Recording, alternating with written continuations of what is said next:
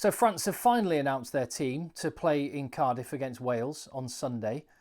I mean, France waited until the official 48 hours before the match to announce their team. Come on.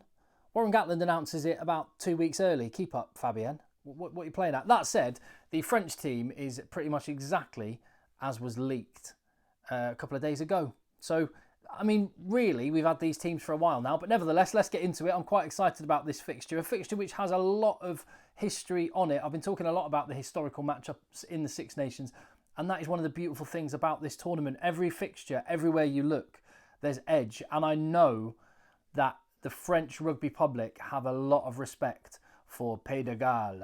They definitely respect Wales, and they won't be taking them lightly. Just think about some of the great Six Nations fixtures down the years. I mean, when you look at the whole history of this fixture, Wales have won 51 of the matches and France have won 49. There's been 3 draws. But I think back to 2001, that incredible game in Paris. I remember Rob Howley scoring an unreal solo wonder try. Neil Jenkins there just keeping the scoreboard ticking over, and Wales pulling off a famous victory, 43 points to 35, I think it was, away. And then you go from the sublime, which was that game, to the ridiculous of 2019. Do you remember the 100-minute match, the longest game ever? I mean, I loved it personally as a spectacle. The drama and theatre was incredible. We got 20 minutes of free rugby because there was that whole argument about Owini Atonio, is he injured or not? And he said he was injured.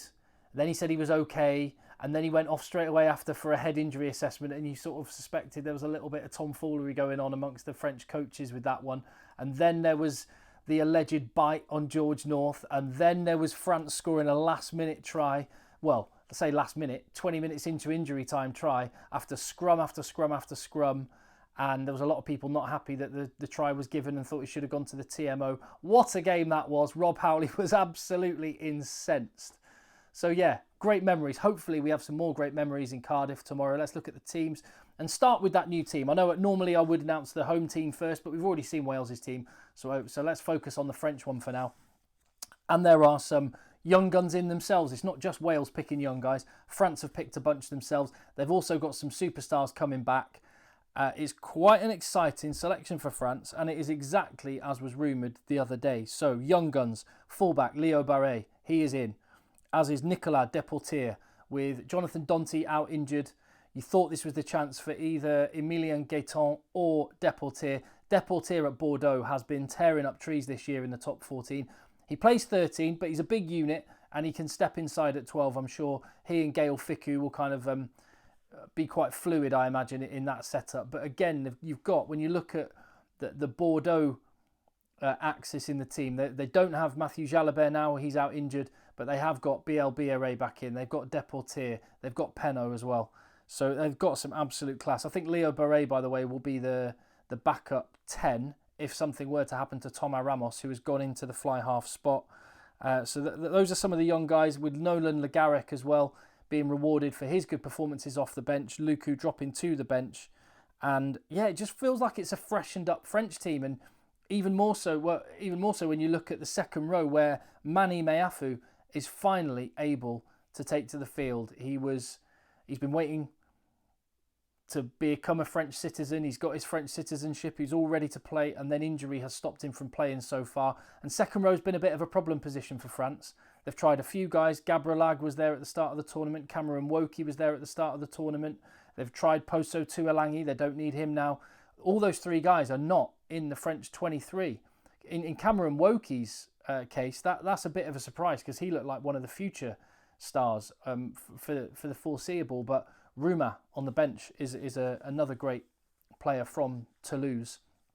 And in terms of great players from Toulouse, well, they've got Thibaut Flamand back. Julien Marchand switches with Peato Malvaca. He is starting. And Gregory Aldrit, La Rochelle's skipper, France's skipper in the absence of Antoine Dupont. Him being back is massive.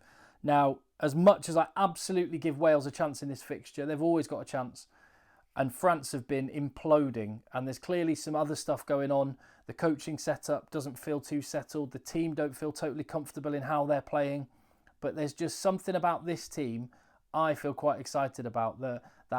Those cliches about the fearlessness of youth.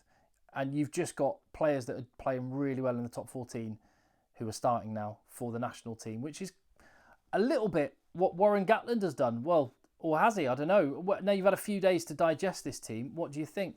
Now, when I did the video earlier in the week, on Wednesday, wasn't it, when he announced the side, I just got my phone out, recorded a video, assuming that George North had been dropped, had been injured. But to find out he was dropped was a massive surprise to me. He and Nick Tompkins as well.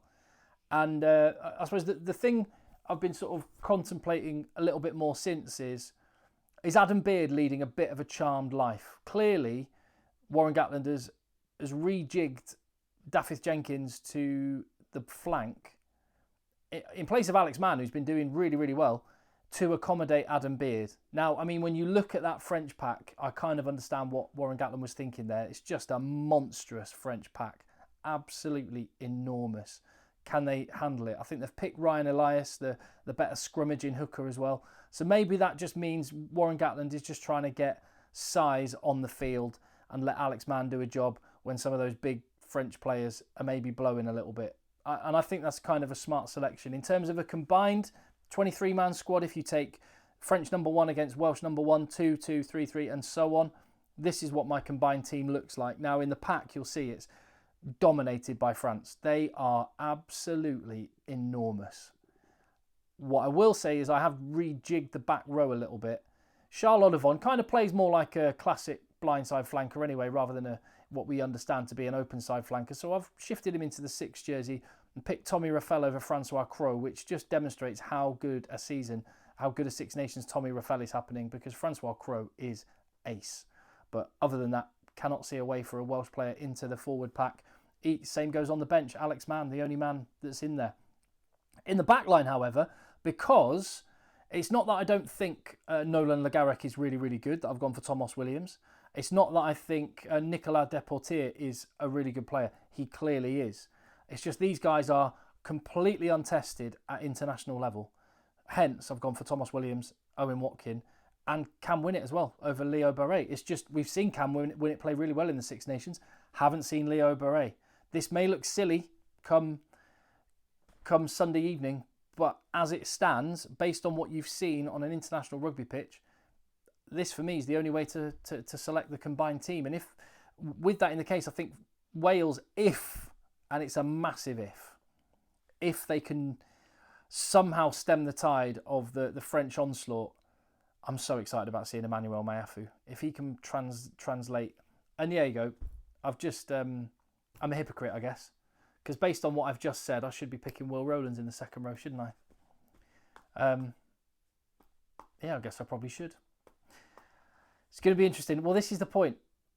Both in the Welsh team and the French team, there's a lot of players that we are going to know a lot more about 80 minutes after they've played international rugby. Really, really interesting. Let's find out. I cannot wait for this game. I hope it's close. I hope it's entertaining. I think you could see a heavy France win, but I could totally see a Wales sneaking a victory as well and coming up with another famous moment for the Welshmen in Cardiff. We will see. Leave your thoughts down below in the comments. Hit subscribe. Stay tuned to the channel for all of the Six Nations coverage that is coming. I'm about to drive down to London, stay with my brother tonight, ahead of the big game at Twickenham tomorrow. So I'll be there for England-Ireland. I'll cover the rest of it. Give the video a thumbs up. I'll see you on the next one.